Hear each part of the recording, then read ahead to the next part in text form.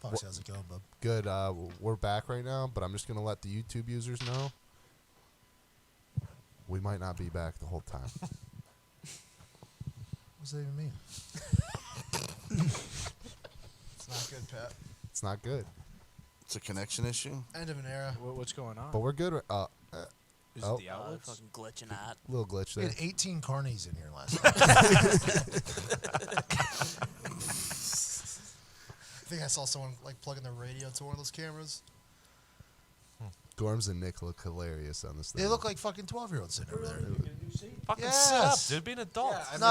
I think it's the seat. It's Just stand. I don't know. You didn't deserve what Diggs just said to you there, but I think That you was should tough. get. I think you should get like a. We have roller We chairs. have roller chairs out out there. there throughout the office.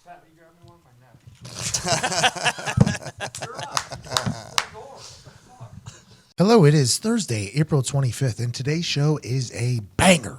Chris Ballard stops by to chit-chat about tonight's draft, and it is electric. Get inside the mind of an NFL general manager in a way that you could never fathom because he opens up to us in a ridiculous manner. Today's show is brought to you by SeatGeek, which is the greatest ticket buying app on Earth and the moon. We've done studies, we've done research, we've heard stories, and we've experienced them ourselves. SeatGeek takes care of people because SeatGeek scans all the other ticket buying platforms and makes sure you're getting the most bang for your buck. The greatest ticket available for the greatest price available is going to be available for you from your friends at SeatGeek. And right now, if you use promo code PAT, you get $10 off your first order. Wow. You use promo code McAfee, you get $20 off your first order. No way. You're alive, but are you living? Go experience something live and live a little bit. There's a lot of things happening right now. Hockey? How's hockey going? It's great till you curse the Golden Knights. Whoa. Great game, though. A wild game. We proved you wrong. Hey, you know what? It wasn't meant to be this year. I think there's some real fuckery happening with me. I mean, they scored 4 goals in 5 minutes. There's nothing I can do. Heartbreaking. There's literally nothing I can do Don't there. even get me started, all right? What was that? Don't even get me started. Well, you get a chance to reverse the Caps tonight, right? Or last night. Lock it in the Caps. Lock in the Bruins, by the way. There we go. Thank you, Pat. And that's hockey talk.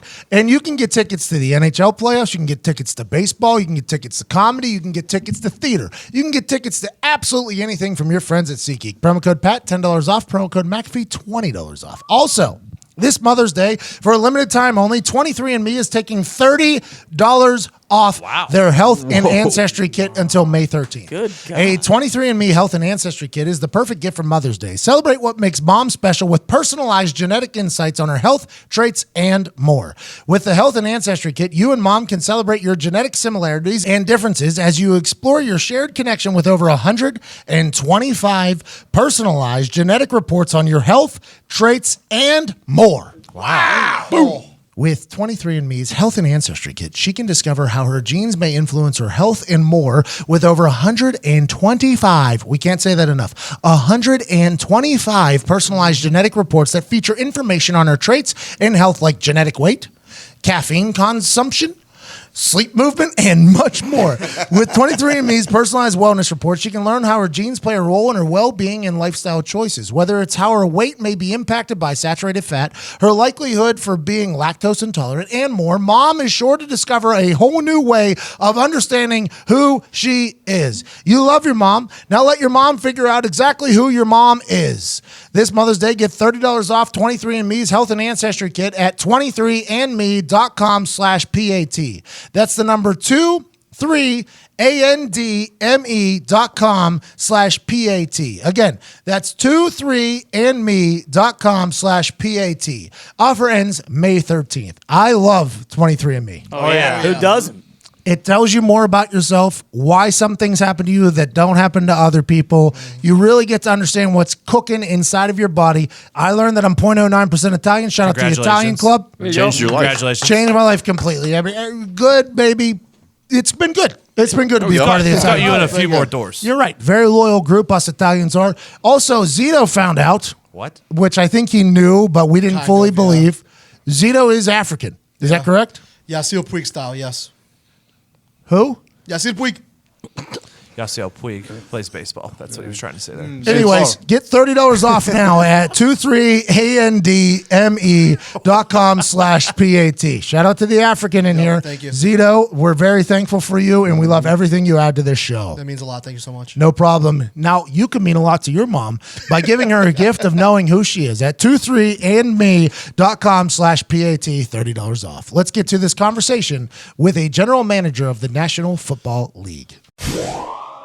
Ladies and gentlemen, joining us now from a cell phone somewhere in Indianapolis is a man with a southern drawl, a handsome face, and a brain that cannot be matched. He's going into his second draft as general manager of an NFL team. Last year, he was being touted as a genius as his picks went on to be all pros after all pros. We'll dive deep into his draft strategy, maybe his pre-draft rituals. And ladies and gentlemen, the man that's been tasked by Jim Irsay to rebuild the Indianapolis Colts into a dynasty, general manager of the Indianapolis Colts, handsome Chris Ballard. Thanks. Every time I need to feel good about myself, I need to come on this show. Hey, I agree completely. You can come on this show anytime you would like, Chris. Let's get right into it. We're recording. Hey, and look, and you want to know what a special privilege is? This is only like the third time I've ever used my office phone. Oh, hey! We got the hardwire. I like that. Let's take a trip back to 1990 real quick. Chris? Where are y'all at? Are y'all in Nashville? No, not yet. I'm traveling down there on Friday. Let's get right to it. I am delivering the third-round draft pick for your Indianapolis Colts. If you trade it, I will fucking hate you forever.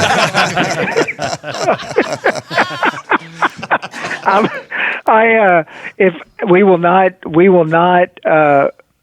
keep you in suspense, and we will make sure that you get to make a good pick. Okay. Hey, that means a lot. That means a lot. Let's dive into this draft strategy. Do you want me to tell you who it is? Yes. So I was just about to say to you, everybody's lying to everybody about everything that happens around the draft. So with that being said, if you were to tell us a few players that you are very high on, nobody would believe you anyways. What is your draft strategy and process going into this weekend's draft? We're going to draft Marlon Mack in the third. You can tweet it out. There was some asinine stat that got out that said you and your crew watched like 17,000 hours of film or something like that. That sounds like a bunch of bullshit to me. How's that even possible? So it's always funny how things get misconstrued. We said I said, since we moved in the building, we've watched 1,700 hours of tape. That's how long we've been in that draft room in terms of watching tape. And that's since last August. So if you add it up, it's spread out. It's not since January, it's since August. But no, we've watched a lot of tape. I mean, you think of the whole month of February, the whole month of March, and then every day but Easter, we've been in that film room working. And, we just keep rewatching guys. I mean, our process is, I learned this from John in Kansas City. I mean, we just keep combing through every player. And it's funny because when you watch a player and you really dialed in on a certain group of players, and if you watch, I can watch the same tape 3 different times and see 3 different things. You just keep seeing the little things that you need to see, and by the time we get to now, we got a pretty good feel of what we're drafting. I did that with the movie Semi-Pro. Every time you watch You're too young to know the movie Semi-Pro. No. Jackie Moon is obviously a legend. What about North Dallas 40? Have you ever seen North Dallas 40? No, I have no idea. Is that the one where they're taking steroids right in the locker room? Is that the Burt Reynolds? No. Nick Nolte was in it? No, I don't know. Nick Nolte. You've never seen North Dallas 40? It's a good one. I've never watched a Disney movie. That's un-American. If you've never seen North Dallas 40, that's one of the great all-time football movies. I'll put it in tonight, just in preparation of the NFL draft. Speaking of, we are one night before the first round of your second NFL draft kicks off. Do you have any pre-draft rituals? This is your Super Bowl. This is your scouting department's time to shine. Has all those hours of film been worth it or not? We will find out in August and September, I guess, maybe a couple years down the road. But what are some pre-draft rituals the night before? What are you doing here? Well, we just got out of about a 3-hour meeting. I give, we go around the room one more time with our scouts and give them a chance. Always, I said, okay, rounds 1 through 3, I'll go each person around the room. Give me the one guy you want on our team that's going to make an impact and do everything the way we want it done. And I give them a chance to, kind of give their last talk on the player that they're pushing for. And we do it rounds 1 through 3 and then rounds 4 through 7. And then we talk through scenarios in the first round. What can happen? What if disaster happens? Who are we taking? Every player that we had targeted, which can happen. I mean, you've got to be ready for every scenario. So worst case scenarios, a disaster happens. Who are we taking? Who's going to be the best player for our team and for our locker room? I always love hearing the story of Reggie Wayne when Bill picked Reggie Wayne. I mean, I think they had other players targeted and they all went. And Reggie Wayne was the best player on the board. They really didn't have a need at wideout at the time, and they took Reggie Wayne, and the rest is history. So I think you got to stay consistent to how you have them stacked. We've worked a lot of hours doing it, and we'll give our scouts their last say today. Then I'll get in there with Mr. Irsay and Frank here this afternoon and walk through kind of what we're thinking, and then we'll get out of here. It's a night to get rest, and as soon as I'm done with Mr. Irsay and Frank, we get out of here by 4 or 5 o'clock and go spend some time with the family and relax. Brother, I just bought that piano. Did you fucking see it? How vital are those local and regional scouts? Because obviously I don't want you to comment about any other team situation, but the whole world knows about what the Oakland Raiders have done with their local and regional scouts so that no leaks get out. They've shipped them out of the building and basically locking them out. How vital is that team of yours? And also, do you have the utmost trust in anybody you let in that room not to let anything out? Because the snakes are snakes in the high grass. You can't see them all the time. No, you can't, and that's a big look. I mean, I think one of the things we're really proud of here is I learned this from Coach Reed in Kansas City and John. I mean, if you're in this building, we trust you, and we have this talk with everybody in the building. Especially in football, from day one. If you're in this building, you are trusted, and information does not get out of this building. And if it does, you're not going to be here. And it's pretty black and white in our world, and I have a lot of trust with all of our scouts. To me, how do you get to the truth? How do you get to be the best you can be without everybody's input and them challenging you? I mean, that was one of the last things I told our scouts today is how much, one, I appreciated their work, I appreciate their honesty, and I appreciate their willingness to challenge when they don't agree, and challenge me, challenge Frank, challenge each other. I don't have all the answers. I don't. And you never know when the one guy in the room is going to give you something that sparks something in your mind that makes you think a little bit differently. So they know they're trusted. They know that information is the key to the draft. I mean, it is. Whoever, at the end of the day, whoever has the best information, and is right on that information usually does well in the draft. So we keep it all close to the vest and we keep it internally, but I have a strong trust in them, and their work is vital. They are our scouts are the eyes and ears of this organization. I've always believed that. I was a scout for 11 years on the road. And my old boss, Jerry Angelo, always preached that.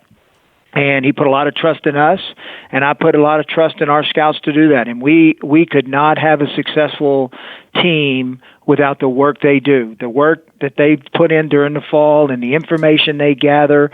That is our information, and it is critical that they're right. We are not able to move forward and have successful drafts and have successful teams without their work. That's incredible leadership by you. I mean, it's obviously that a good environment is built there. Whenever you trust somebody, by the way, they're more likely to not fuck up because they feel as if they would let you down if that's the case. I think you can kind of build a tumultuous culture if you don't trust people. I think that's incredible. If there ever comes a time where you need to find a leak, you can do what Kim Kardashian did, where she would leak fake baby names to different friends and write them down and then see which ones got out, and then boom, eliminated. That's something to think about. Kim Kardashian's a lawyer. We all know she's smart. In the war room tomorrow, you'll be surrounded and flanked by the entire team. Jim Irsay will be in there. His squad will be in there. His friends, his millionaire friends will be around there. Will you go in there like eating? Will you go in there nervous? Or is it like game day, completely focused and relaxed? Like, what is your take on the war room and draft day? Well, I mean, we have fun. I mean, I watched Kevin Costner in there. It's a pretty loose. It's loose, but it's also focused and dialed in on what needs to get done. Are there butterflies? It's no different than on game day.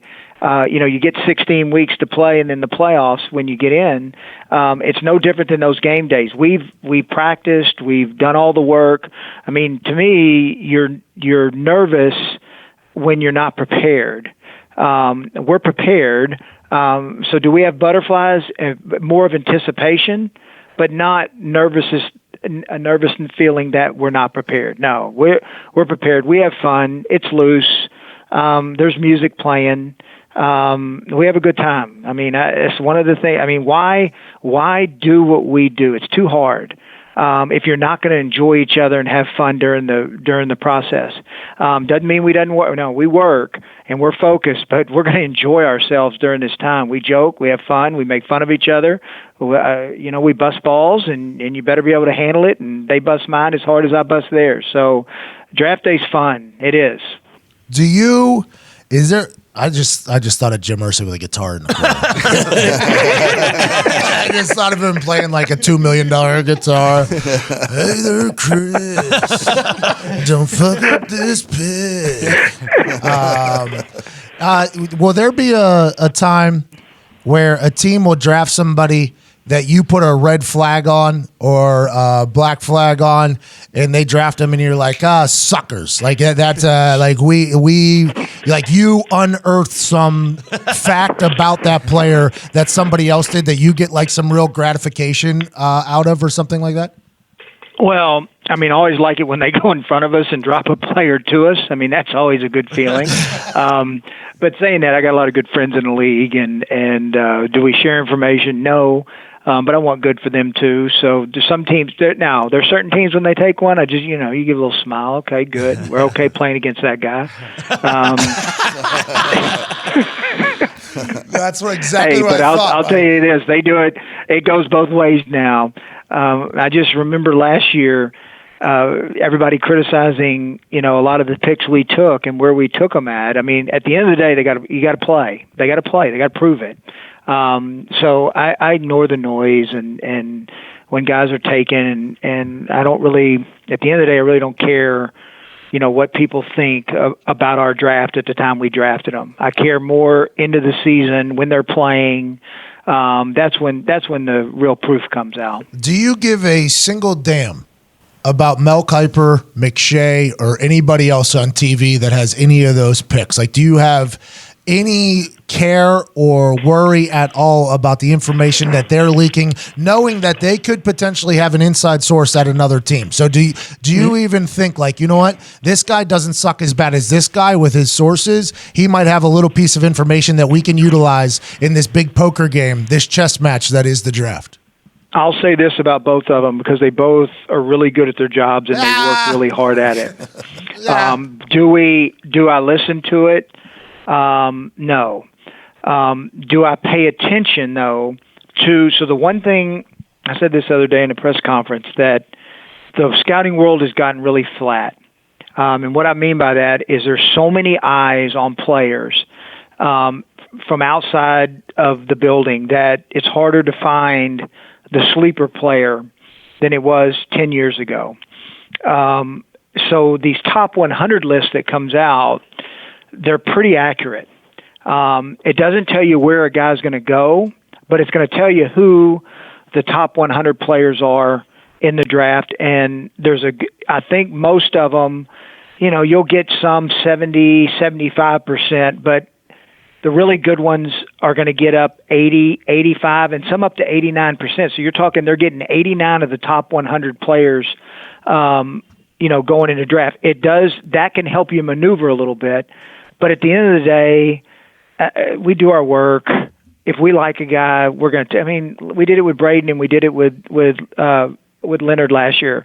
No one else had them ranked as high. We just took them. There are guys, and if we're not going to be cute, and if we're in a spot where I don't think we can move back, or we're really driven from the player, we're just going to take them and make them Colts and watch them play.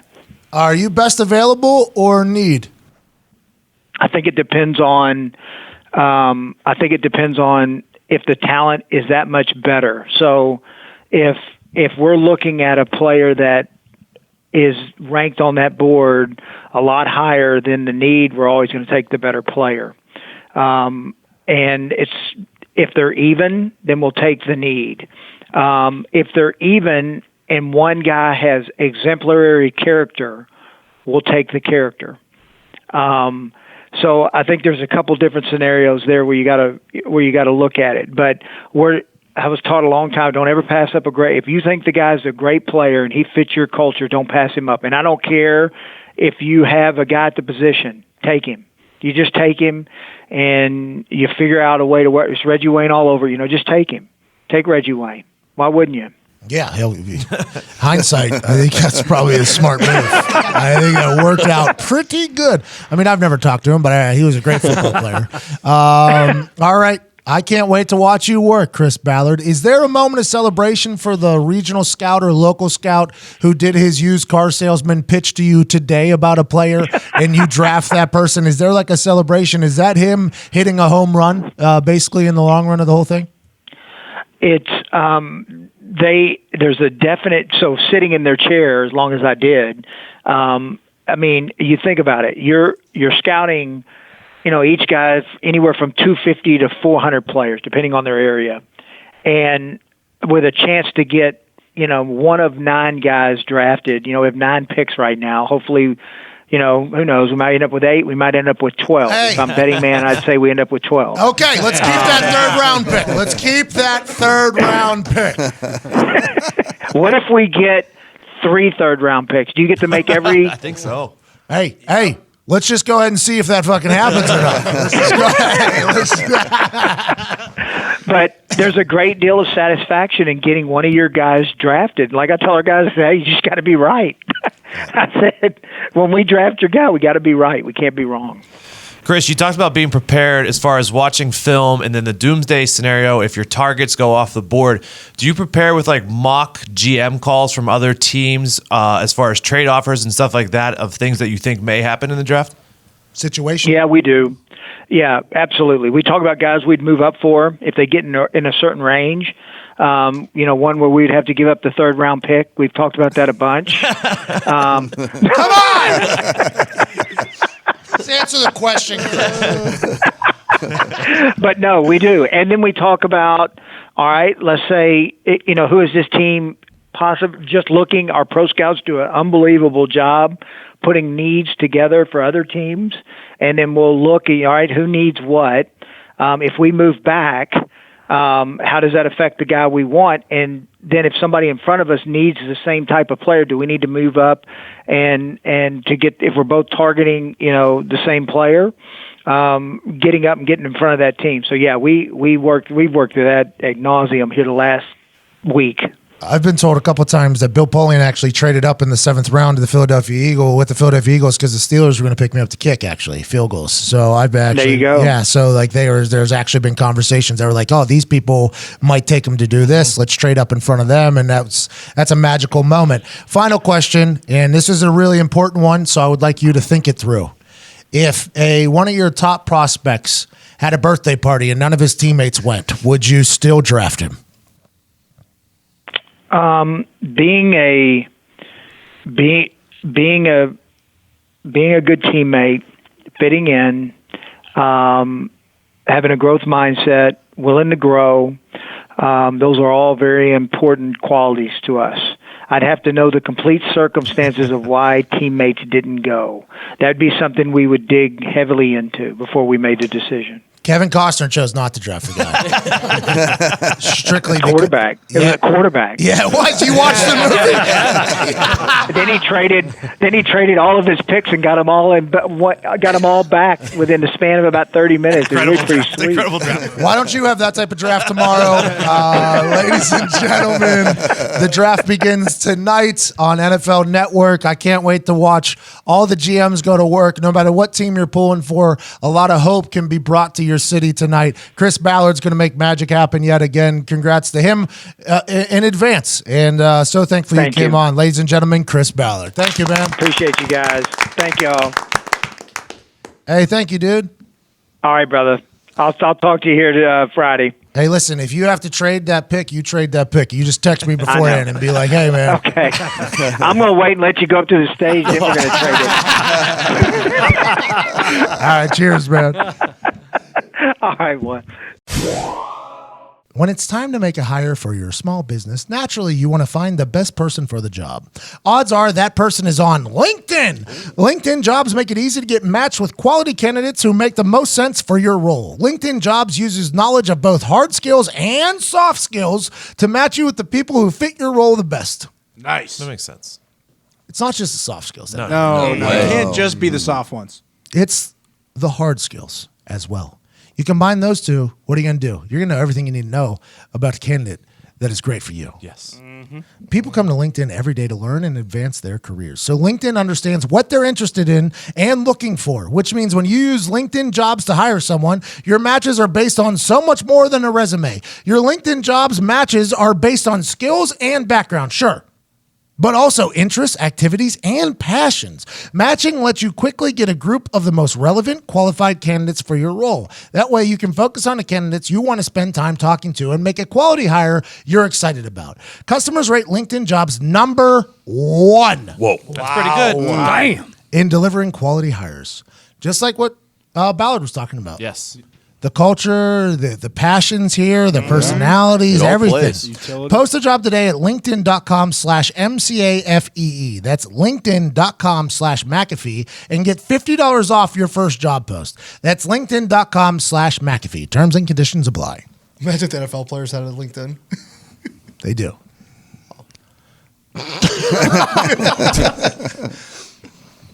It's called the Combine. Oh, I didn't get invited to that combine. I would have signed up if it fucking. Yeah.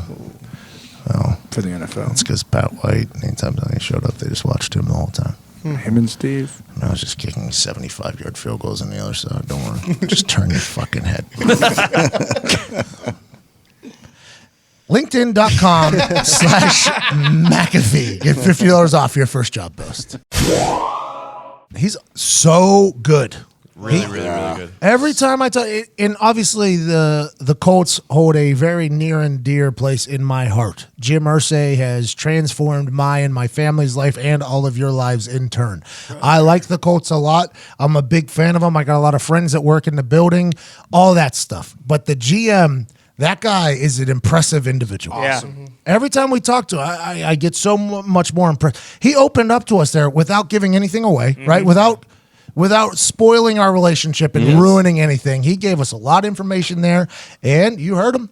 He said he's going to keep that third-round draft pick, and also it almost sounded like he alluded to a potential trade out of the first round there. Maybe he had some third-round picks. Yeah. Maybe you get there a couple, maybe 2 or 3 times. Well, because that's what he said. He said, I would lean more on the 12 picks rather than the 8 picks or whatever he said. So maybe Chris is just waiting to get out of the first round, maybe the second round. I don't know. All we know is he needs to be in that motherfucking third round. And for the first year ever, it's going to be on ABC as well this year. ABC, ESPN, and NFL Network. Simulcast. Except for I don't think I want to watch the ABC one because I saw a commercial for it the other night, and it seems very. What's the music show where they judge? American Idol. American Idol. It seems very American Idol-ish. Like they're going to do a lot of like touchy-feely backstories. Everything does that now. Shark Tank's even doing that. I don't know. Oh, yeah. I think I'm going to stay away from that one. Sob stories. I understand that probably that draws more people in, but like Shark Tank, I think that's just like a ruthless thing, man. Like, come on. Like, we just want to hear about the business, but they're doing the backstories now. It's like I used to love American Idol. American Idol, obviously, it became that. And then America's Got Talent, same thing. America's Got Talent. Because those tryouts, whenever they completely fail, I want to be able to laugh at them. I want to be able to say, you suck, without being like, oh, you know what? I wish they would have done better. You know what I mean? Like, that's the whole part of the whole thing. Yeah. You know what's that? I think you still got to laugh at him sometimes. You're a terrible person, though. I know. I mean, I think I'm not sure. Obviously, not sure 100%, but that's how like the music and how they lined it up for what the ABC commercial was. I don't think I like it. Well, let's assume that on Friday night they're not going to put me on ABC. I'm probably going to be on the ESPN and NFL Network. Probably not even the NFL Network one. So you're going to have to find me, but it's going to be a good time. That is a good point, though. Everything's becoming that backstory, sad story, sob Just story. because people are suckers. Like, for look it. for the saddest thing. Well, and then, it's because those videos probably do well on the internet. yeah. For sure. They're touching. Which, by the way, I didn't watch a single Disney movie growing up. Some people would say that's why I don't have many feelings. But those videos do get me every time. They get me every single time. Oh, you got feelings. Yes, Look at exactly. you. It's weird. you got feelings. Oh, I'll like start feeling. I'm like, like look at that, man. Little squirrel didn't need to die. Just a deer. I'm sorry, I was laughing earlier about Zito. In my head, I had Zito going on Shark Tank trying to sell something, and it just hit me. It just hit me. I would love to see it. Okay, so I got a couple of challenges here. I would like. Okay. I'd like Todd to solve a murder mystery. There you go. Okay, I would like that to happen within the next 365 days. All right. I would like Diggs to trend in sorority Twitter within the next week. the next week. Yeah, so if you see very interesting tweets coming from Diggs, just know it's for one reason. No judgment, right? Yeah, no judgment. No judges. No judges. No, because we talked about Diggs went viral in sorority Twitter like 3 times last year, and it became like his niche. And we saw him. We're just on the same page. We saw him trying to get into it a couple of times, and then he kind of quit on his dreams, you know? And I just want you to know, no judgment here. If you get viral in sorority Twitter again, we'll give you something of some sort. No judgment here. It had been a little bit. So a couple weeks ago, I tried going in there again with a conditioner tweet. It didn't. I think I'm off my game. So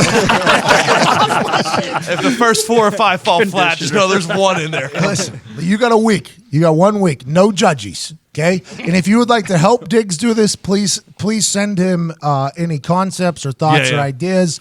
Old Diggs trending in sorority Twitter is one of my favorite Diggses, just because.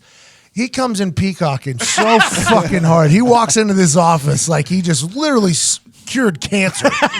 It is a beautiful thing, and I'm pulling for you. So true. Good pull on the conditioner. Well, like, Yeah, conditioner's a good place to go. You know when you're in there because the numbers start ticking up a little bit, but that's not even the thing. You'll see who's like, and it's all fucking like blonde pictures like coming up there, and I'm like, I'm in it. Here we go. Let's watch this thing go. And then every once in a while, you'll get a couple haters, and then everybody will bury the haters, and you're like, well, what a wild ride this has been. I'm excited for you to get back in there. It's the best. I've Wait till you see what I fire off this week. Are we starting from today until next Thursday? Yeah, you got until so next I got the Thursday. weekend. We'll make the announcement next Thursday. I wasn't going to drink this weekend, but now I have to because then that's when the sorority brain really starts kicking in. I had a couple woo-woos last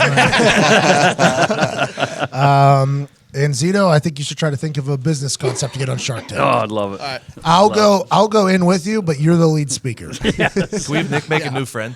Like one new friend. Nick has to make a new friend or something. Yeah, I'm all set. And I think you have to bring new friend have a better into chance. office, and you have to hang out with new No, friend. because then you guys are going to yell at me. Hey, Nick, where's your friend going? What's he doing over here? Well, if he's a friend of yours, I would assume that you trust him. We just talked to Chris Ballard about that. If he's a friend, you trust him. I don't trust anyone. Well, that's what we're talking about, though. A new friend. Trying to change you in that way. You need one person you can trust. Hey, Nick, I'll be your friend. I trust myself. There it is. Attaboy. That's it. Hey, me too, by the way. your friend request. He just fucking Didn't even acknowledge declined. it. Hey, don't That's worry. one you I've just been- let sit in the queue so he doesn't know. I'm in at least 50 people's bullpens when it comes to friend requests, so I'm not worried about that. Here's a guy I'd like to be friends with. Ben Roethlisberger just signed a fucking deal, bro. Justin Tucker, by the way, congrats on getting the bag, cuz. Very happy for him. Young stud, can kick the hell out of a football. Just got broken off for the brand. Very, very happy for Justin Tucker. He's a guy that deserves every dollar you're going to give him. And everybody might be mocking it on the internet that isn't Ravens fans, but Ravens fans know why he's making what he's making right there. I'm excited to see what he buys with it. To be honest, that's all I'm interested by is whenever people get this shit, what they buy. Because I got a list of things, right? I got a list of things. As soon as I got a little bit of cash, before I even got the cash, I'm about to Escalade, but just immediately. I'm like, yep, here we go. I'm assuming there's a list of things. I'm excited to see what he does with it. Good for Justin Tucker. But let's get back to Ben Roethlisberger. He's getting, what, $62 million guaranteed or something? 31.5 a year. So $63 million he's guaranteed he's getting, and then $30 million in injury guarantee. So if he gets hurt right now, he's getting $30 million. Correct. So Smart Ben guy. Roethlisberger can do whatever the fuck he wants right now, and he's getting $30 million. No Lloyds of London contract. No Antonio Brown. Oh, sorry about that. Well, I mean, We're past that. I think this is kind of what they had to do, by the way. Whenever they decided to get rid of everybody that was having issues with Ben Roethlisberger, Yes. you kind of, just like Russell Wilson in Seattle, right? They got rid of everybody on the defense that hated Russell Wilson, so you make your bed, now you got to sleep in it.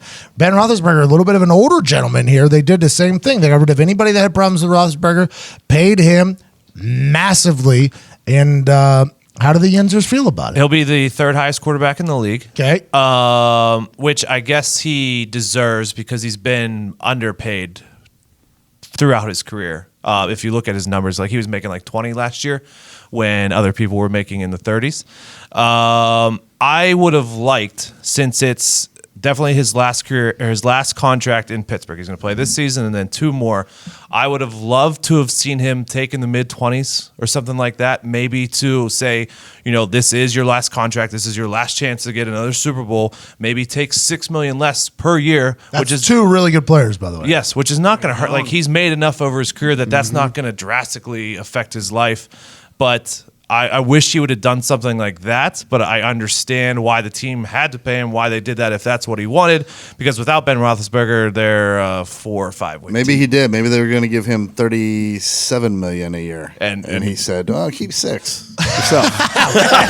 We Spread it don't around a know. little bit. We don't know what was happening behind closed right. doors. That That's is right. very, very true. So I would have liked for him to take less, but I understand why it happened and how it happened, and it needed to happen. So it is what it is. At Ben this point. Roethlisberger, elite quarterback on the football field. Yes, hate him off. I as a Pittsburgh person, I've said it for years and years and years. I hate him off the field, but on the field, he's number 7, and I fucking love him there. So Do you think there was a clause like, "Hey, man, we're going to pay you now. You can't be doing your little local radio shows where you just dump on I everybody hope else so. on the team"? I would hope he would have learned a little bit after this offseason. Yeah, but he's in year like 45. Isn't the time to this is learn that fucking like 10 years ago? And he also has every single person blocked on Twitter, including me for some reason.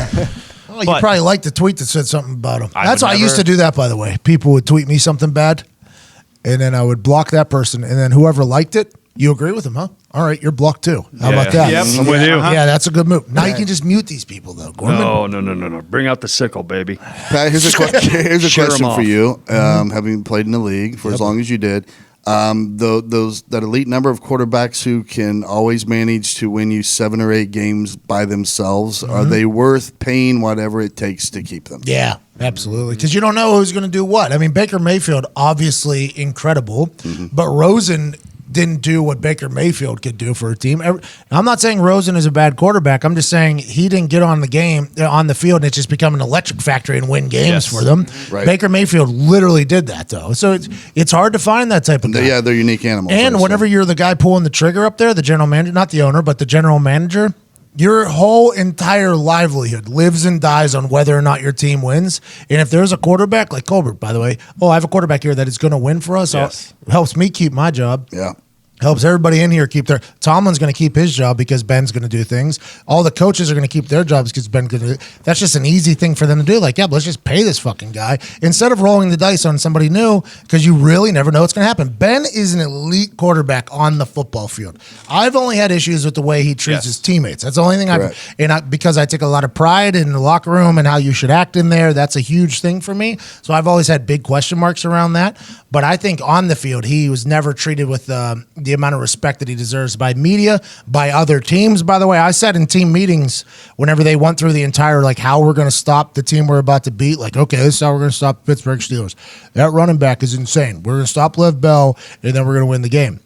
And then I would just look at Vinatieri and I'd be like, do you think what I'm thinking? That fucking quarterback can really throw the football over the place. And what would he do? He'd go throw for 500 yards against us. Literally 500 yards he would throw against us. He doesn't get much of the respect because he doesn't carry himself. He's not big into fitness. He really gives no fucks. He doesn't give a damn about much. But on the field, he is incredible. And I think he's worth every dollar. Yeah, and I think because Colbert definitely realizes that the window is closing with Ben and to win a championship, and then Le'Veon's money that they offered him to pay $15 million a year for the next 4 or 5 years or whatever is off the books. That they had that planned out, and then AB's money coming up, not this season because they have to pay for him still, but the season after is off the books. So you might as well pay Ben, keep him, and then move forward in the future and see what happens. Now, granted, you're going to have to pay Juju. Correct. You're going to have to pay James Conner. Mm-hmm. You're going to have to pay some people on Those the two defense. those two are like 2-3 years away when Ben's going to be done. So That entire draft, him, Watt, yes, TJ Watt. All three of those are going to be paid when Ben's done. Because what Chris Ballard said that whenever you have all that money, you're going to have to take care of your own people at some time. You better start preparing for that. I'm really excited for the draft here. It's an exciting time.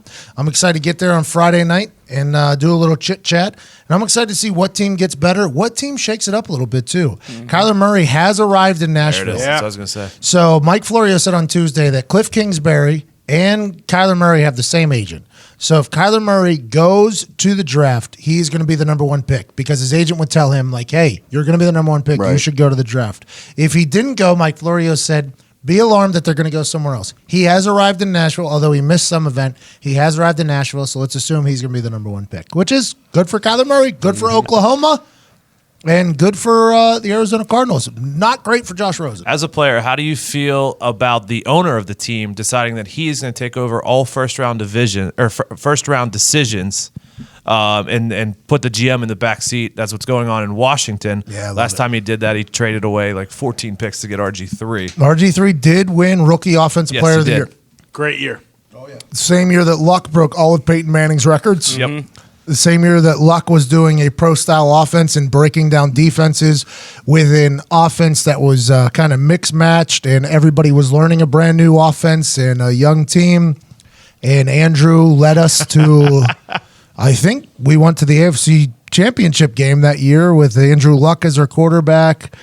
We had a coach that left week 4 to battle leukemia, and RG3. Bob Griffin. Triple sticks. Who, by all accounts, big fan of the show, so I like him a lot. He won Offensive Rookie of the Year over Andrew Luck that year. So maybe Snyder made the right decision that year. You know what I mean? Maybe he made the right decision. He got Offensive Rookie of the Year over a guy that led his team to the AFC Championship and beat all of Peyton Manning's records and all that stuff. So maybe Snyder made the right decision. I'll be excited to see what he does. What Snyder will do, by the way, is fantasy football mentality in there. Yes. We already know that. He will go in there and shake some shit up, and I'm excited for that. I wish Irsay would start pulling the trigger on first rounds. You don't want that. Yeah, I don't. You don't want that. I'll give you two guitars. You give me a goddamn Washington Dry running back and pick two. I tell you what, I've never heard a former employee say a bad thing about Irsay. I really haven't. Never. Honestly, in a lot of years. But with Dan Snyder, I've known 3 people that work for him burying him. Yeah. Just burying him, saying bad guy. I've never heard a good word. Right, but just horrible to work for. Irsay, good dude. I think genuinely good dude. I think Snyder could potentially be. I've never met him. I've never met the guy. I met his kids with Chris Cooley down at the Super Bowl. Chris Cooley was playing like babysitter for his kids. Hilarious. His kids are very nice. Great handshake. I've never met Dan Snyder, but I've never heard anything good about it. I don't think there's much good from this. You know why? Because people say that work for Irsay. He says, I hired you. Go do your job. I'll do mine. You do yours. Not like Snyder's going into the draft room now, has a decision on the number 1 pick. And what about Jerry Jones? Irsay, well, he's also the GM out there too. Keep that in mind. That's what I'm saying, though. I think I'm on the team. But I think Jim's smart. I think he's a smart owner by saying, "Dude, I can't do this." Yeah, because back in the day, Irsay was the GM. Irsay was doing that. As a 22-year-old, fresh out of SMU, his dad didn't want to pay the regular GM, so he said, "Get up in the big office, go do this thing." All right, I'll do it. Yeah. And he's just fresh out of college, saying, "All right, we're going to give this a run." Football in college? It's basically like, he played at SMU. He played at SMU. Yeah, I mean, I'm not being funny, and it's literally like, hey, Connor, you're the GM. Okay. You know what I mean? It's like it's kind of like that, you know? Yeah. Anybody could have picked that, but it's was he a great GM? No, but he learned a lot. And he pulled some trays. Dickerson's all Irsay. Wow. Okay. That was a good move. Dickerson I was know that. Irsay. Pretty big move. But I would say that Irsay learned from that experience and know that how much time you have to Yes, invest yes, to be yes, good yes. at your job. And I would assume that's why he's like, I'm out of here. Too many hours. I love Jim Irsay. Good guy. Don't know Dan Snyder. Everybody says he's a bad guy. We'll find out if he's fucking good GM.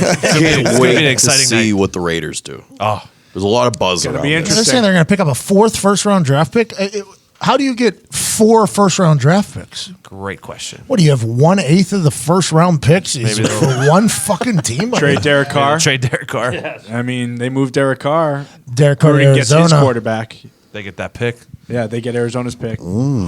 Oh shit! Derek Carr in the first So round. Kyler Murray is going because he knows he's the number 1 pick.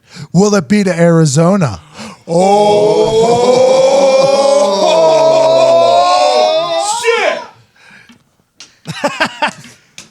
In 3, Nobody. 2. You'll hear about that later.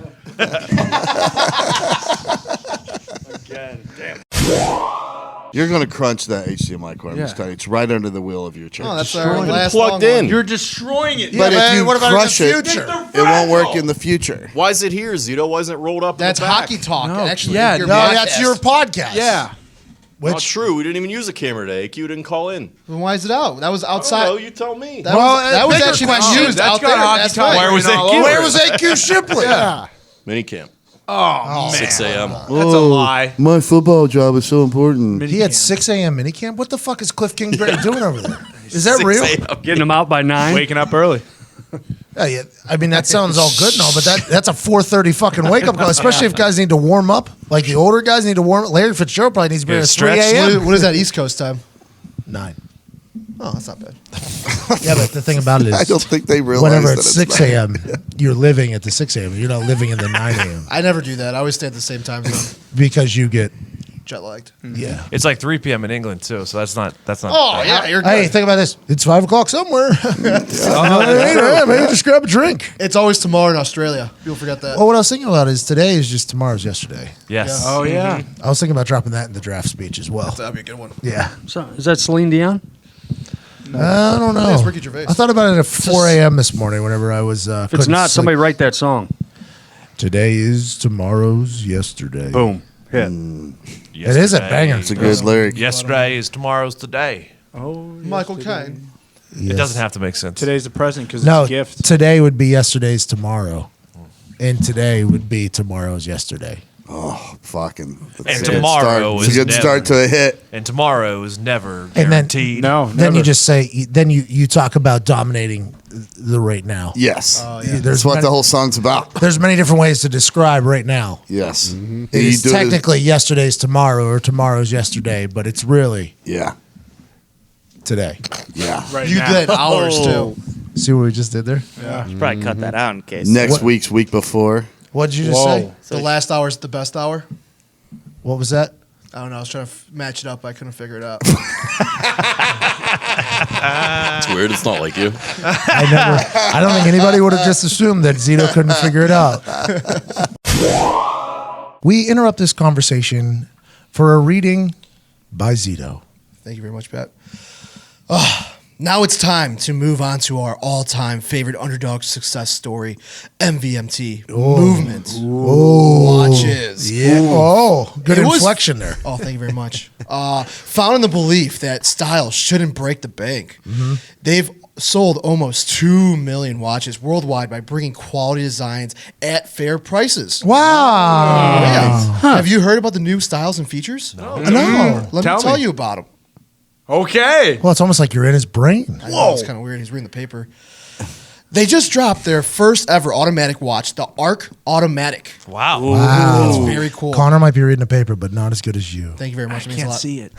I can't get enough of the 1960s American muscle car inspired black top collection. Now we're talking. Cars. Give me a little muscle car. What time is it? I will say though, I did buy my father one of these watches the other day, and it was called the Classic Gritty Glow. Nice. Oh, Boy, Z. It's nice, Gritty. very nice. It's gritty, and he Gloves, loved it. and Yes. it's classic. Movement watches are all about looking good while keeping it simple. They don't tell you how many steps you've taken or blow your wrist up with text messages like saying "You up?" question mark. Oh, Oh, it's the that. worst. I hate Never when up. that happens. They're not overly intrusive on life with notifications, Good word. text messages, or emails, etc. They tell time like true classic timepieces should and look good doing it. Yeah, they do. Yeah, they do. Look good. Did you know that they're a crowdfunded startup? What was that? Did you know that they're a crowdfunded startup? No. No, I do now. Yeah, they were a small business at one point. Incredible. Look at them, yeah. Yeah. They were started by college dropouts. Oh, Almost 2 million watches sold in over 160 countries. wow. Yeah, not a big deal. They can't all be lying. No, they can't. No, that's too many. Movement watches start at just $95. You're looking at $400 for the same quality from a traditional brand. You're Did you damn just say right. $95? Yes, 95. And something similar would cost what? Like 400. Ooh. Wow. It's crazy. Movement has sold almost 2 million watches. I already said that. A lot of watches still. Still a lot let's of hammer watches. that home. Yeah. Let's hammer that one Still a home. shit ton. Get 15% off today with free shipping and free returns by going to mvmt.com//. Ooh, Or forward. forward. Or forward. Actually, there is no forward or back, just a slash. So, Jesus. You got this. They really set me up for I failure. got think this, it's assumed that it's a forward slash. Get this. You Get got it. 15% off today with free shipping and free returns by going to mvmt.com/McAfee. MVMT launches new styles on their site all the time. Check out their latest at mvmt.com. Go to mvmt.com/McAfee. Join the movement. Boy, Z. Boy Zito, you moved right First through that try, ad read yeah. in a beautiful fashion. Thank you very much. You're like a baby discovering something for the first time whenever you nail a big word. Did you hear me say intrusive? Oh yeah. It's coming back up. But I didn't only hear it. I saw it. Your eyes light up. You're like, how did I say that word? I think I said that word right. I'm good with long I words. Not bad long with C words. Yeah. Yeah. Intelligent. You can get out. Zito is preparing for the wedding where he will be reading during the ceremony. I am proud of him. I will probably be wearing a movement watch or movement sunglasses during that. Not certain yet how the sun's going to be. Their sunglasses don't get enough credit. The movement, They're legit. They're very nice. they are very nice. MVMT.com/McAfee. McAfee. 15% off. Go ahead and check them out now. Shout out to Zito for fucking nailing it. Hey, Crushed it. Good job. He said intrusive. He did. The punctuation was a little off, but Let's get back to this. Let's talk about what Zito did figure out, though. A Zito production for OCW. OCW. Boom. If you haven't seen it, it debuted yesterday at noon on our YouTube, on my Twitter, and last night on the IGTV, which is very difficult, by the way. Zuckerberg makes it very difficult to do that IGTV. I don't know how people are uploading 7-8 IGTVs a day. Like, what are they doing? How do they do it? No idea. I think they hire someone specifically for IGTV. Can you schedule it? You think Gary V's got an IGTV? Yep. guy? he's got Sure. an You might have IGTV team. two or three of them. Yeah. You're GV's IGTV guy. And they have to pay Gary V to be on that He makes $1 team. million from those three people that work there. Well, you got to remember, the closer to the sun, the more you have to pay. Correct. True. People should be paying to work for. By the way, GV. If I had, what? What? I can't afford it.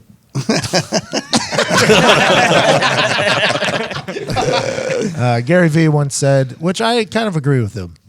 I mean, I think the number was a bit excessive, but he said that the people that work for him should be paying him $250,000 so that they get the experiences that they're getting, because you want to work closer to the sun, and he is calling himself the sun, which makes sense, by the way. Gary Vee has like 75 million followers. He now has foreign language accounts, which Wow. Like I think, by the way, what have I been talking about moving into? India. Getting big in China. And India. There's over a billion people in both. 2 billion. I have thought about, and I've talked about publicly in this office. I'm maybe not on the show. Getting somebody that speaks the Hindi coming in here, having him shadow me for about a week so he picks up all my mannerisms. And then we print out each podcast episode, and he just reads it as if he's me. Bang, now we got a podcast in India. Wow, that is 400 doing this tomorrow? 400 million downloads per episode. And Mandarin. We're No doing Mandarin problem. too, right? They would all be using SeatGeek over there. You called the Pat McAfee Bollywood show? Yeah, think about pitching that to Ian, by the way, at SeatGeek. Just being like, hey, man, that's what I'm thinking. All right, so I got this guy who's been following me around. He's India Pat. Gary V's doing it, though. So if he's onto it, I think we should think about it. Yeah. Something to think about. There's actually a celebrity cricket tournament coming up in August. You want in? It's baseball. It's in New basically. Delhi. It's baseball golf. Are you gambling? You gamble in cricket? No. No, but you have lines and odds and favorites. Sure, yeah. So you follow along with the cricket? Me personally? Those games are what, like 6 days long? Yeah, right? it takes a sometimes. while. Yeah, Can be you got to longer. pack a lunch. All those old games, at least, and a TP possibly. Not the same. Yeah. Yeah, different. No. But I did purchase a TP yesterday. On, Really? Well, this morning. It's 4 a.m. Yeah. Toilet paper. Really? It was on Wayfair.com. They pop up in my Oh, that's a good one. Yeah. that is my kryptonite. I've learned what my kryptonite is, and Instagram it's ads. at Wayfair.com. Wayfair, yeah, they're Instagram ads and Facebook ads, I believe, and they're on everything. And you can scroll through them. Yep. And it's just the most wild assortment of things I've ever is. seen in my entire life. You're going to find this hard to believe, but the town I'm from, Shelbyville, Indiana, there was a man who lived in a teepee. I bought an for 8-person teepee. 8 years. What? probably. Person. Wow. I bought an 8-person teepee. Really? Awesome. Yeah, because Sam's on his big kick about wanting to take me camping because I've never done the camping thing. Yeah. I like electricity a lot. Mm-hmm. And Rent a cabin. They're great. well, Luxurious. that's okay with me. Yeah. I'll go right no motherfucking. That's yeah. great. They're really Cable? nice. Beautiful. Yeah, shower, Yeah. Mm-hmm. Very nice. guaranteed fire. Kitchen. Don't have to earn the fire. Insulation. Listen, if I was around in caveman years, we've already talked about this. I'm a fucking dead man. Okay, You would have adapted. I doubt it. I honestly doubt it. There's some things I just hate doing, and most of it involves all that stuff. But camping, not really my thing. My dad, big outdoorsman, used to put the hunting outfit in a garbage bag filled with leaves, like weeks before hunting season, so get that the he could, stank off. yeah, so he could be one with the animals. He forced me and Jay to go. Didn't force us. We chose to go. We got out of school for it. We went into woods. We walked around that whole thing. Just wasn't for me. It wasn't for me. But Sam is on this big camping kick. And there was this one on Wayfair. It was an elevated tent. Oh, yeah, must have. Got to have those nowadays. That's what I said. So the Keep the bears coyotes away. can't get you. Well, and if the ground's wet, I guess it's elevated. That's Off it. the ground. Get That's off. All around better. Snakes, all that stuff. Exactly. She came after me. What do you mean? Why? Well, it was a twin size. Okay. So it was a little bit of a smaller elevated tent. But she said that it won't be good because you have to have a perfectly flat surface, Yeah. which is probably an accurate assessment. We by live the in way. Indiana, though. I don't think we're camping just in my I backyard. mean, it's going to be as.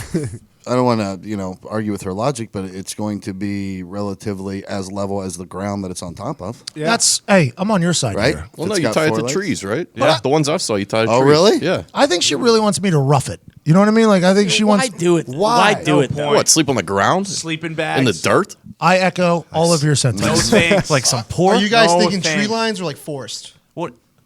What? Are you guys thinking about like camping in like a tree line or just like a big forest? Like in the woods? Yeah. Or in the forest? Yeah. I'm not certain if we're in a tree line or if we're in a forest. I am not 100%. Because way different, right? They're way different.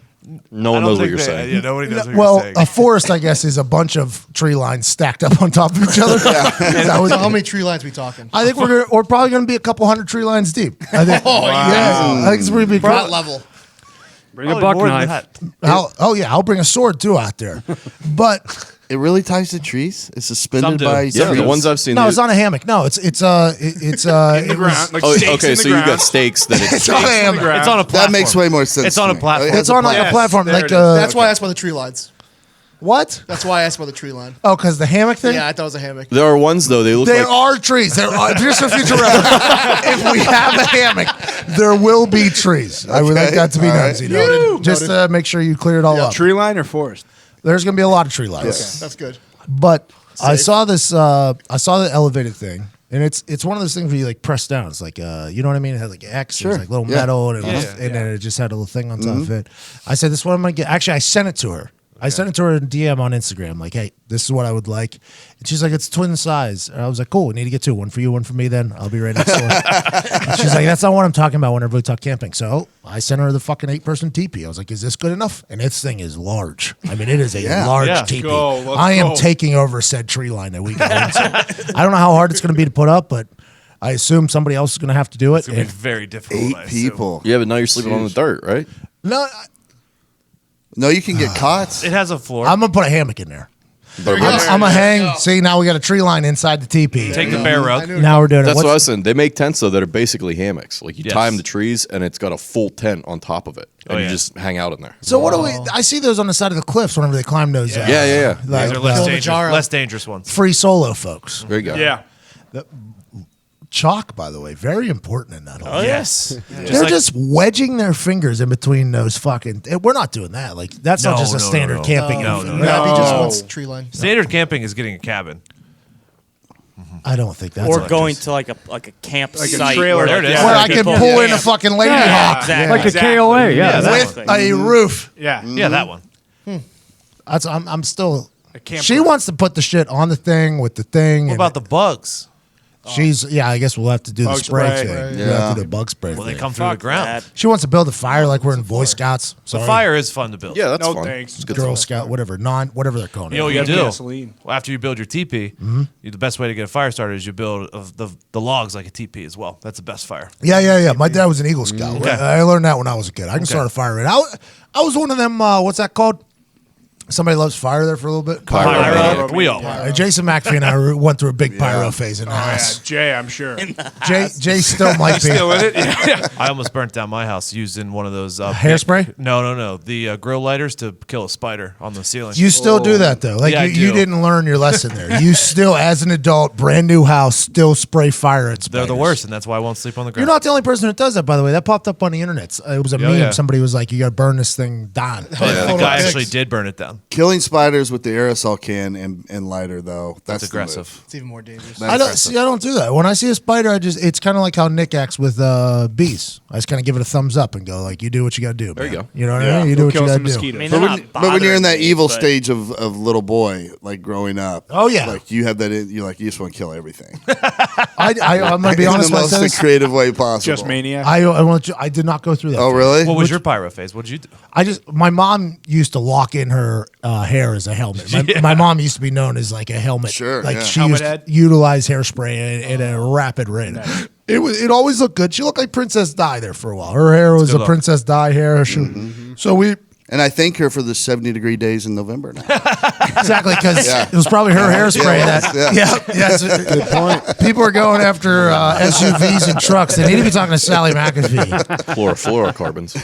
But we would just take one of her hairspray things because it would be on deck, you know. Yeah. And we would just take somebody's lighter, and it was just like whatever we could get. Oh, you yeah, know what I it's mean? so much fun. Felt like such a badass too. Oh yeah. Smoking leaves, smoking shit out of leaves. And then I started selling cigarettes, and everything changed. You know? And then I became a fucking godfather of the operation. Here. I'm very proud of Zito though. This is how we Yeah. started this conversation before we got started. Hell of a production. I forgot about that. The Zito production of OCW was very impressive. Wait, just it the was. leaves itself you smoked? Yeah, you'd roll them up. Man. You're a dude's a kid, And man. then like a roach clip or like No, he's a Oh kid. yeah. I would grab a roach clip from fucking Tim McAfee, and then Sally McAfee and Nick is threatening to jump off a cliff that is not currently in the area. Metaphorical cliff. Yeah, he just after what Zito just said there, he is supporting the pub though with that allegedly RV you, Nick. shirt, Go, which Nick. is Yeah. free Zito still available for Thanks, the shirts that are just lies. Zito. we only sold 4, I believe. Yeah, there was not a lot of shirts sold. The pub support kind of seemed to Dwindle. dwindle, Crash. or the pub members finally found a fucking soul and said, "Yeah, this is on Zito." Do That's- not disrespect the pub members like that. They okay? disrespected you, bro. No. According to CFO Phil Maines, a lot of people enjoyed the allegedly shirt, and a lot of people enjoyed the pub cat shirt. Oh, he lied.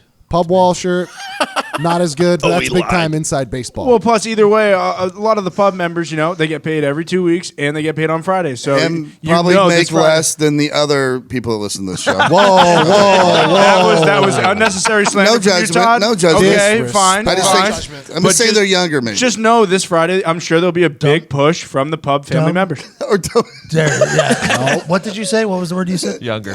or dumber. No, okay. I thought I heard. Somebody came into the OCW taping last night supporting the pub, and I almost kicked him out immediately. Yeah, good man. He was a good guy. He actually just left his business cards. Oh, is that who it was? Yeah, all around the office. At Cavemen Media. Shout out to you, bro. I hope you do well. Clearly a smart man. 45 business cards. There's 2 in the shitter. It's He left Easter one egg in the hunt. shitter. Yeah, he left them everywhere. We've been sweeping up this kid's cards around the office. I thank him for coming to the crowd that came to the OCW taping. Electric. Incredible human beings. Nick found them on the internet, brought them into the office. We don't do that often. We don't open up the doors to this office much. So there was a little bit of hesitancy to do the whole thing. That's why we didn't announce it till day of. But the people that came into this office were incredible. They're family. They really are. It was awesome. The kid who supported the pub, though, with the allegedly shirt, I almost kicked him out immediately. Then I learned that he was the one that scattered his business cards all over the office, which makes complete sense. That's what the pub attracts. They're smart. I mean, they're just genuinely intriguing people who know what they're doing. Are you going to follow him? Oh, yeah. I mean, I'm pretty sure he's coming over for a beer later. Oh, so you just invited at Cavemen Media to the pub? Yeah, Is that happening tonight, Thursday? Yeah, he's coming over. We're talking. He's coming for the draft. We're He's talking coming over for the cavemen. draft. He's We're coming talking over to watch a draft at the pub? Foxy and Zeke don't kidding seem me? sold. At Cavemen Media. If you're listening, which you should be, I assume you are, you are formally invited to come over to the pub Yes. and maybe sleep over. Is that is it gonna be We'll sleep see. over? We'll see if we have any rooms booked. But That'll if be we're opened interesting up, who for knows? one of these quote unquote members to actually step Fa- foot inside. Since the no pub. one ever family has. members. Family members. please. Family. We've said it a members. billion times, Tracks. okay? Pub family members. The pub is not a location. The pub is a state of mind. Oh, so you take back your invite to the pub member that you just invited to the pub? Well, here's the thing. I actually mean, just they're gotta members. Well, absolutely. If we were gonna be there tomorrow, so it's not real, figuratively? Is it? No, what's the other one? Literally? literally. The pub actually is now going to be on call. Foxy just got a text. We're probably going to be watching the draft elsewhere due to renovations. Oh, because so of you're our mice- backing out on pub family members now? Our exterminator for our mice problem that Nice. continues to grow. Yeah. He thinks he's coming by tomorrow night Yeah. to take care of that for Just us. for future reference, the exterminator, it's not just like, hey, I'll stop by whenever I What can. exterminator comes at night? The pub exterminator. Yeah, the mosque brought his cousins. It's not Yeah. good. Oh, it's terrible. They're pooping all over the place. Big Fucking turds, worst. too. You Like two long are going ones. to bring Dropping a disease in dumps this fucking everywhere. office. The pub's the worst, man. It's the fucking worst place. Should we just buy a bunch of snakes? You should guys are a fucking- bunch of fucking snakes. Figuratively or literally? Good old Ty Schmidt put on a goddamn show Yes. at OCW. The entire office didn't get to hear good old Ty Schmidt for most of the matches. I don't think you did either. I couldn't hear a single thing either, but when I did, I lost it. Good old Ty Schmidt, is he here currently? Yeah, he can step in. Good old Ty Schmidt back there. What did you think of OCW as a whole? Well, Pat, it was a rousing success. We had bloodshed. We did We not. had ice cold natural light. We did. We had the devil going straight back to hell. That's a factual statement. And we had a couple more matches that the people are going to be able to enjoy over the next couple weeks. Yeah, that's right. Good old Ty Schmidt. You did lie to the audience on numerous occasions, Attaboy. which I think is something. Is that just a part of the character, or did you genuinely not know? Well, I mean, when you're watching that high level of wrestling, I think you're just assuming blood's going to be shed, bones are being broken, ligaments exploding, et cetera. It was outrageous. The way Ty was talking throughout that entire OCW, every once in a while I'd get to hear him because the crowd was so loud. I couldn't. Right next to us. We were in the crowd, which, by the way, most of it went off without a hitch. Yeah.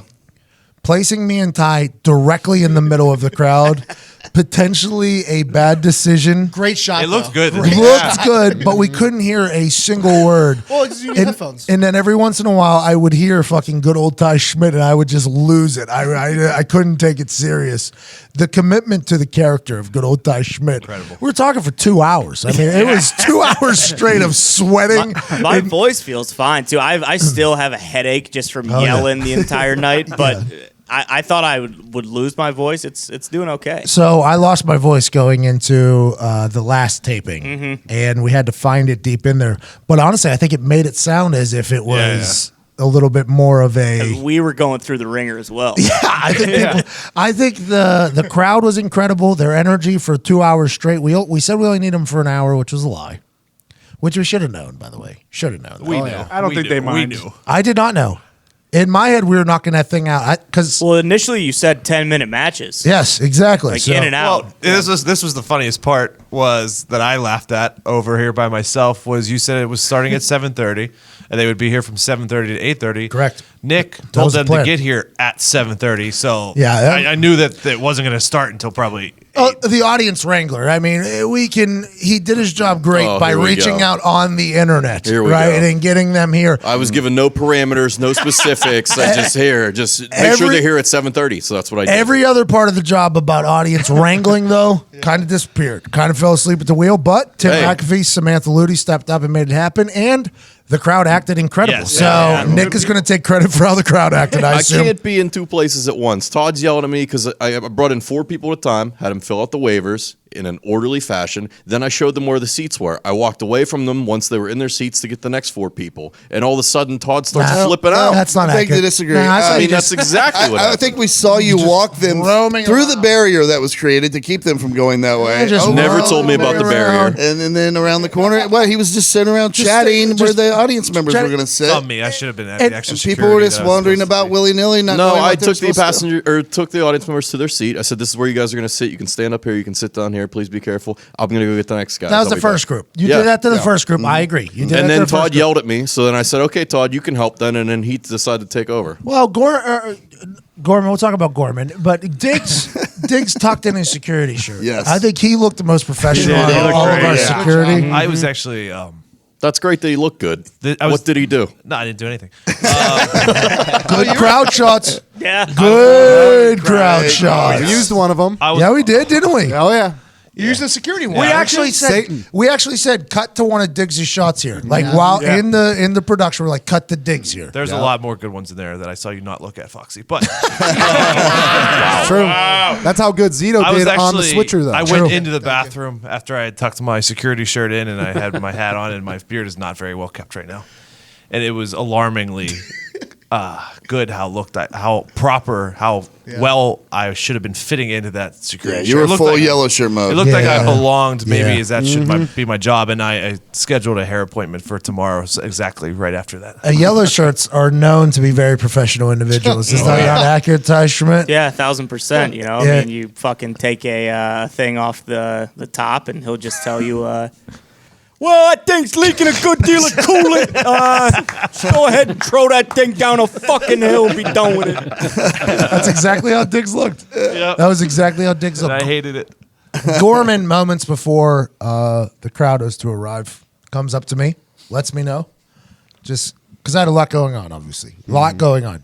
Ty Schmidt and I were everybody was busy throughout the day, but I had to literally be in 45 different places throughout the entire day for a span of about 6 hours straight, which is my fault because I thought of the idea. So it was kind of my fault. I mean, the way we throw things together last minute, whenever it comes time to do things, there's a lot of things to do. I mean, there's a lot of things to do that have to happen.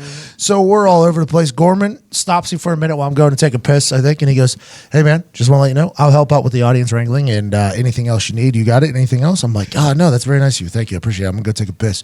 He goes, "You got it, bud. Let's have a good night." I'm like, "Thank you." So then whenever the audience thing's happening, when Nick was just kind of moseying around and the audience members were just fucking strolling around the office, Gorman was hiding in a corner. Did you see see him sitting in a seat. He sat on the stairs in the corner where there's no lights. I've never seen anybody sit there Not before. during the event. That was after the event. No, that was whenever they were coming in. That was when the audience was coming in. Because I actually had to tell the people where to sit, the audience people where to sit. I mean, I had nothing else going on. So it was good that I had to do that as well. But I walked over and I'm like, okay, I'm going to go take a shit, which is, by the way, anybody that knows me, when I say I'm going to go take a shit, that is 100% just my way of getting out of something. Yeah. That is, all right, I got to go take a shit. And good laugh. And then everybody knows how it feels to have to take a shit, so they don't feel bad about me leaving. It's just my way of getting out of things.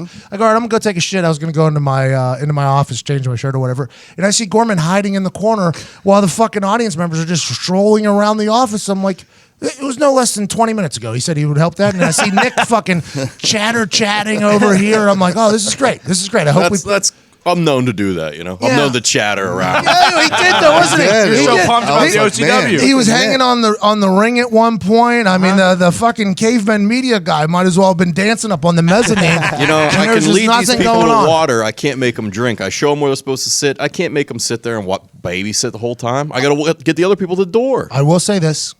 You picked a great group of people. I would have let them just mosey around the entire office anyway. Those people are aside from the business cards that are left everywhere, those people were very fucking nice.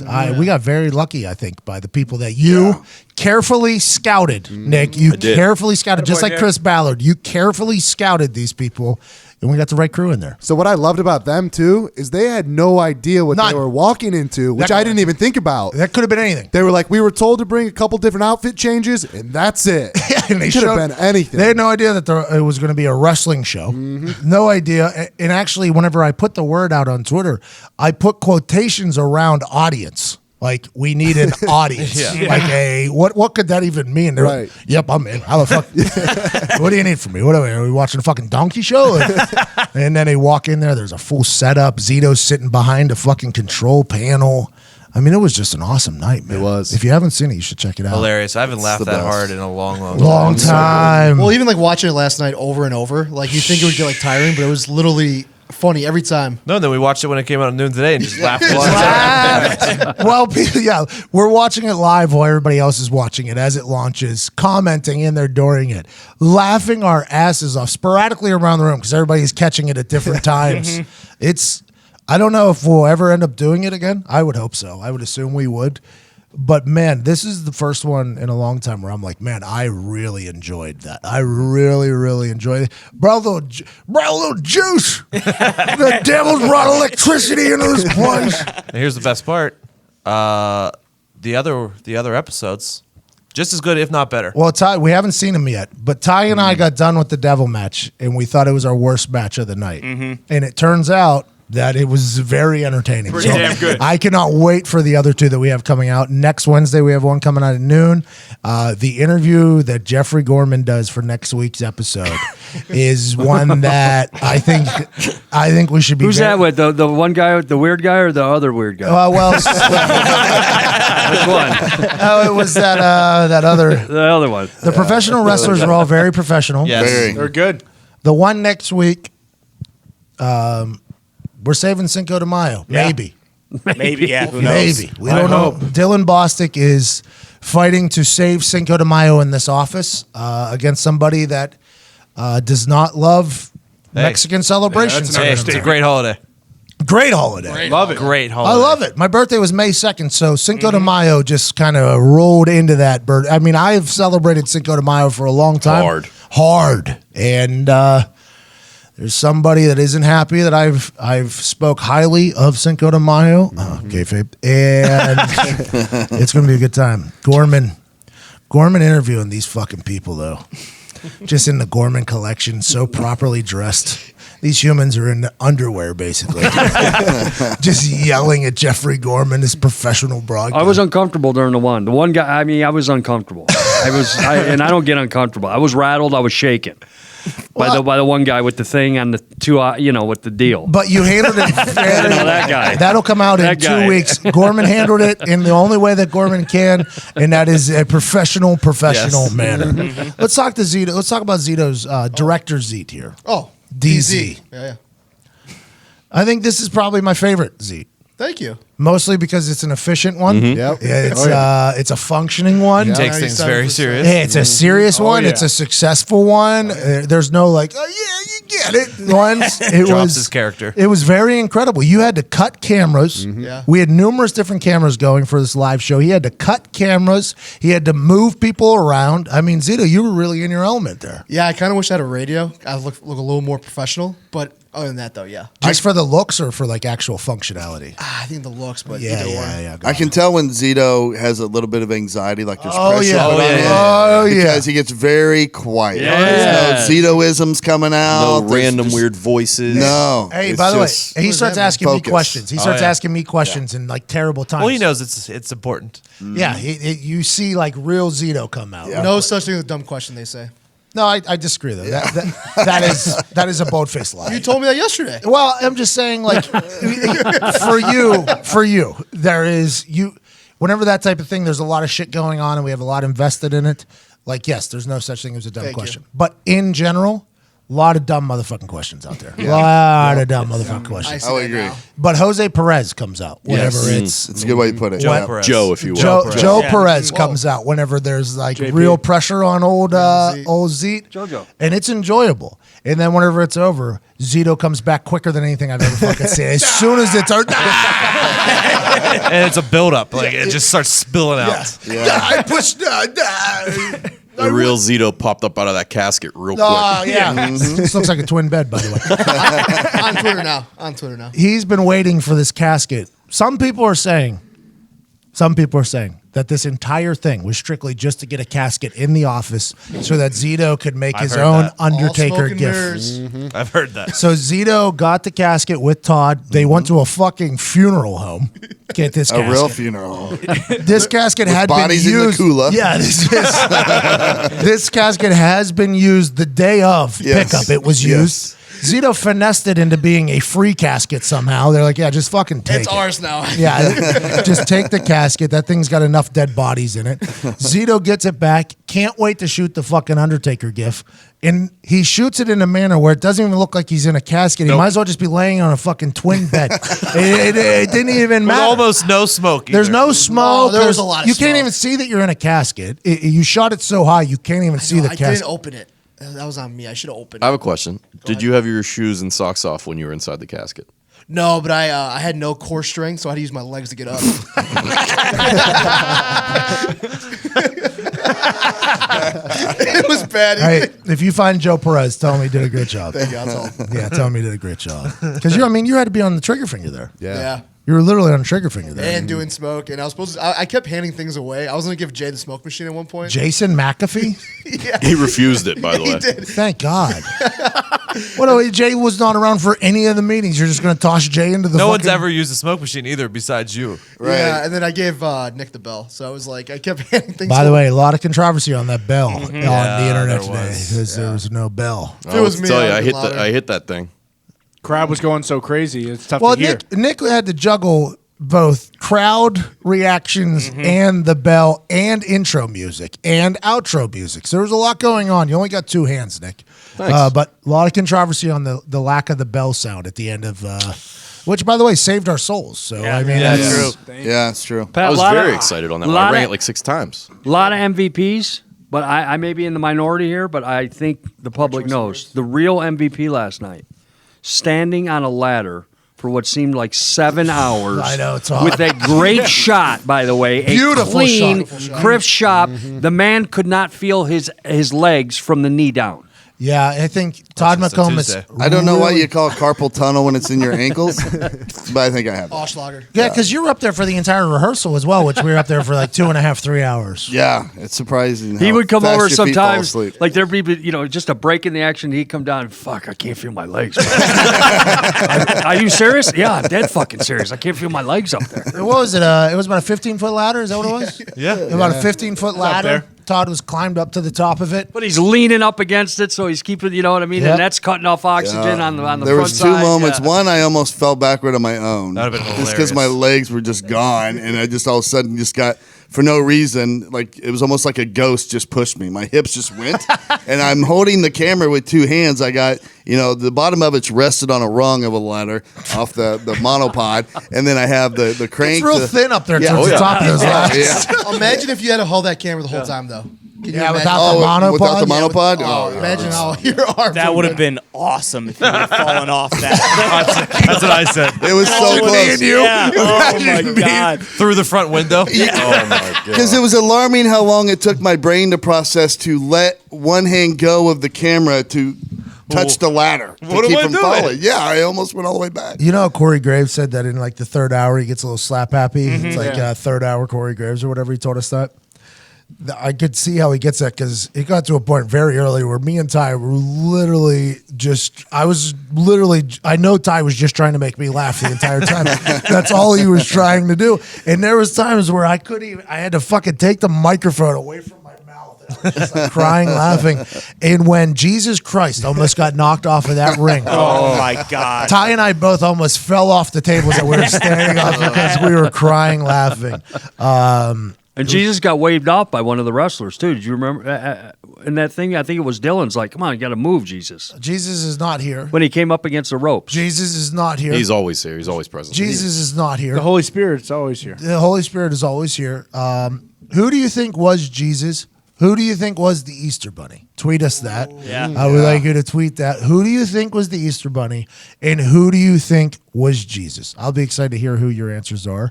Evan Foxy. Yeah. I'll tell you what, for being a country club kid, you got an incredible work ethic, bro. Yeah, a lot of grit. Lot of grit. Foxy was the roaming camera, and he was in the action a lot of the camera. Oh, yeah. Like balls deep in the action with a wire wrapped around like his neck and his back, just sprinting around, and then we had to edit the whole thing. I think you did an incredible job, buddy. That was really nice, but honestly, Zito made it super easy. Like, I swear Zito's cuts were perfect. Thank you. I mean, they weren't perfect because we had to fix them, so they were close. They were close. Let's not get content Zeke here. Let's. Good make sure, I was just gonna say too, like the Super Bowl, Zito crushed that production too, and then we have this. Yeah, I mean we're 2 for 2. Z director Zito production is a real thing. I will say though, it is funny how like some of these big companies need like 5,000 people. We got Todd climbed up on top of the ladder. We got Foxy roaming around with a thing around his neck. We got Diggs with his shirt tucked in and a cell phone. And we Billy in the scissor lift. Billy in the scissor lift. And then fucking Zito just punching butts. That is a joke. The DAZN people were mind blown at Super Bowl about how we run our things. They were asking me questions like how it works. I was like, I have no idea. And I think down at that Super Bowl, I think we only got like maybe like 12 million more views than they did. Around there, right? I think only roughly. I don't know what a key grip is, but I can tell you this: you don't need them. I don't know why I see so many in the credits every movie. I will say though, like when we do this kind of shit, these productions, these long days, like these are the ones we always look back on. Oh, it's the best. It's so much fun. It's a real team. It's a real team thing. Yeah. It really is a team thing. I got a favorite part of last night we haven't talked about. Go on. The crowd comes in. All right. So I'm trying to be within earshot. What are we doing with the crowd? Waivers are signed. Where are we going to put them? Seems like you weren't, though.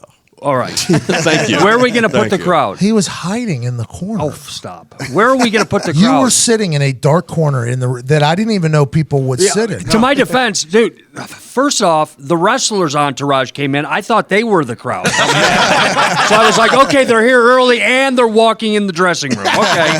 So I was like, it's a free-for-all. But here's my favorite part. We're going to put them on the table next to the announcers. And I'm thinking to myself, you know me, Pat. I'm the first one to go, hey, let me talk to you a minute. Let me just play devil's advocate for Always, you, real quick. True. So I'm seeing these people fucking load up on these tables, and all I can think is snap, crackle, and pop. Yep.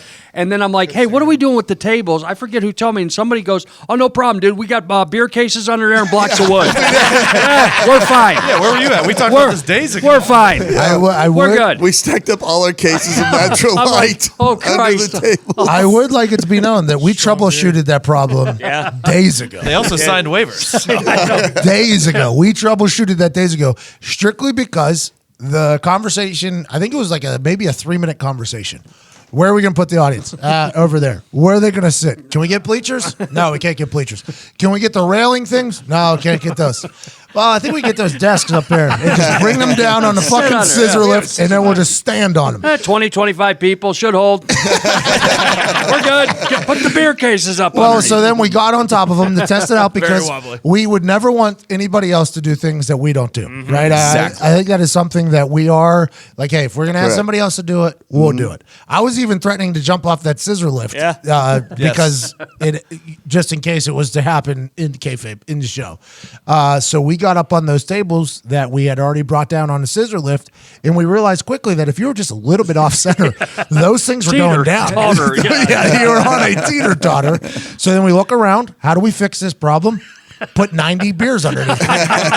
Each one, 90 beers. And then we got the blocks still. Put the blocks underneath the other side. Yeah. Is the wood good? The wood's good. Just they can't back up past this one part right here. Can we stand up here? Sure. You signed the waiver.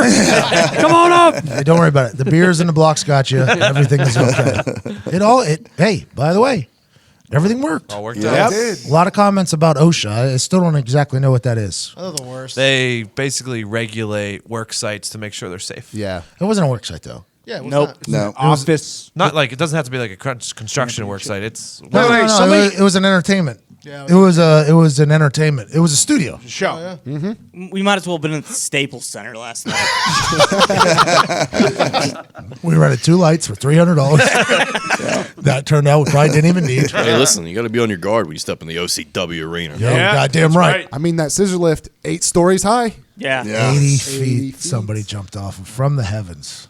Thank God no one got hurt. Unbelievable. It's incredible. Yeah, but he needed to do it because if not, what? We lose our souls to the Souls. devil? Yeah, We wouldn't be I here. don't want to go to hell. Probably become really good guitar players though. yes. Yeah. I mean, if he didn't have the power of Jesus, he would have died for sure. Jesus came and saved our souls. Yes. And I'm not talking about in the way that the Bible thumpers are talking. I'm talking about in real life. The devil was going to take us all the way down to hell. And the Easter Bunny somehow got involved on the devil's side, which I had always had an inkling that Yeah. the devil and the Easter Bunny were working together to Yes. take Easter away from Jesus. Yeah. We found out at the OCW arena, OCW straight to hell match, that everything we thought about the Easter Bunny is accurate. He is working for the devil. The Easter eggs are all bullshit. He turned on Dylan Bostic, and Dylan had no shot until guess who showed up again? Out of the cave, out of the fucking entrance music. Bang, Jesus Christ shows up and saves the day. The power of Jesus compelled Dylan Bostic really to save did. our souls. We should have connected those dots earlier because, I mean, if you're the devil and you're going to go recruiting, where do you start recruiting? With the children. Yeah. Uses the Easter Oh, Bunny. fucking God. Get Get the in kids early. hooked. Just like how pedophiles recruit them. Free candy. Yes. Easter Bunny's handing out candy yeah. every year. That's what Easter's all My God. There we go. It's terrifying, really. Because you ask all these little fuckers now, like, hey, what is Easter? They're like, Reese eggs. Yeah, Yes. that's what it is. It's not You know what I Jesus. mean? It's not No, you Jesus. remember when Jesus died and he came back to life? I don't know What? what you're talking Who? about, dude. What? I'm about Peeps and chocolate covered peanut butter. Nobody likes peeps. Nobody Nobody likes right? Peeps. Nobody No. likes peeps. Out It's on the worst. Peeps. Microwave. It's the worst. I'll But- fuck with Peeps. Whatever. If they're sitting around, I'll eat them. What do you mean microwave? When I was a kid, Peeps so were they- my shit. They blow up. Yeah. They get like 4 times, 8 times as big as. Well, and then also, if you make them smaller, right, don't they look like Kim Jong Un?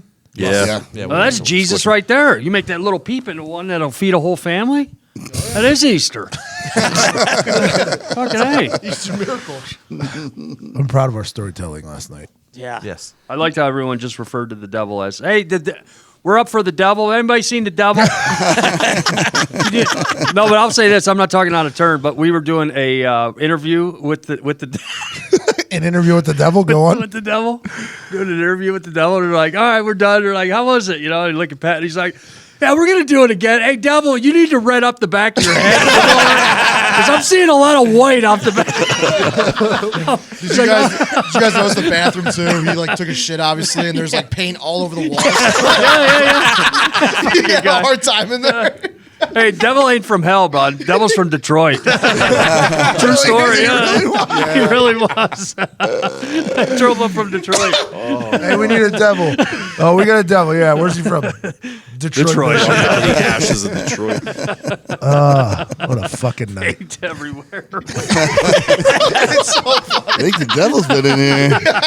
It's like on the toilet paper and stuff. There's a little trail. You can tell everything he touched. Yeah. Fucking stinks, too. That thing smelled, too, for They brought their the wrestlers brought their friends. Yes. And they just showed up out of nowhere. They were good crowd members, though. Great crowd members, but I'll tell you what, they were the only ones I really looked at and was like, should these motherfuckers be here? And everybody was very nice. Yes. I could not have expected it. It was incredible. Want another piece of chicken? Help yourself. That's all I was doing back there. Stay out of that area, but eat the chicken. Hey, thanks for wrangling the fucking talent. So you were a talent wrangler. I was a talent wrangler. Yeah, I didn't want to always deals steal with the anything. talent. Absolutely.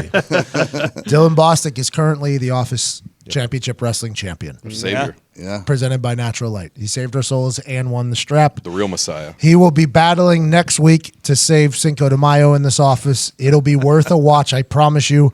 Gorman puts on a performance early in next week's episode that will make you, I think you'll leak from your eyeballs. I think you'll cry. It's the journalist getting the right story, man. That's it. You can, if you listen closely, by the way, to next week, you can hear me across the room crying, laughing in the background, mostly because the way Gorman starts his fucking interviews is always the same exact way. Ty, please. In 3, 2, 1. And when he hits one, he's not starting. No. That is just to clear the room. He does the 3, 2, yeah. 1 to clear the room. Ready up is usually the call. What's the Ready up? Gorms, what's the bite in between numbers two? You got 3. Ow, now, brown Is it just for that? He does, Oh, I don't know. he does all the Jaws Anchorman loose. stuff. Head case, yeah. No. It worked because that interview you got, I was crying, man. It was. In 3. Yeah, that's as Well, soon we're not as ready? Well, get ready. In 3, not yet. it's like 3, no. you're making up a shot clock. That means absolutely nothing. Just Trying to set the control parameters of the interview. putting pressure on every human around you. Foxy didn't even have the camera out. He's like in 3, and Foxy, I don't have the camera. Oh man, Ready up? It's such a joke. This company's a joke. But we appreciate you listening. Check out OCW. We'll be back next Wednesday at noon. Heartland Radio 2.0 coming out manana. Friday Bangers, I believe, from Nick, maybe. I don't know. Nick, Yeah, that's still a thing. that's something you sign up for and do? Yeah. Oh, well, One more that'd thing. be nice. Friday night. Yep. I know you don't watch the draft a lot. If Oh, it's the let's third go. round, fourth round, fifth round, you better watch the Colts' third round pick. Who doesn't watch the draft? Hey, Ballard said earlier he's not going to get rid of it. Right. And if he does, it'll be while I'm walking up to the station. You So will get your time. It will be entertaining however it goes. I got a pretty good little promo I'm ready to cut. Yep. I think it'll do well. I think it'll do good. Hey. Hopefully it's a good draft pick too. Like maybe it'll go down like when the guy makes the Hall of Fame. Yep. Because they always do like the NFL films. Like it started. Blah, blah, blah, blah, blah, blah, blah, blah, blah. You know what I mean? They'll have you induct him. Hey. They might have me induct everybody after this. That's going to be Live from Nashville, Tennessee. It's the Pat McAfee Show I got news for and you, too. the NFL Draft. Friday night. It's going to be on in every single bar in the country, too. Oh, Yes. so look good. I mean, I need to get a haircut real quick. Well, we got things to do. All right. Appreciate you all so much for listening. Check out OCW. Hashtag OCW. Yeah, that's about it. Ty Schmidt, hit the music.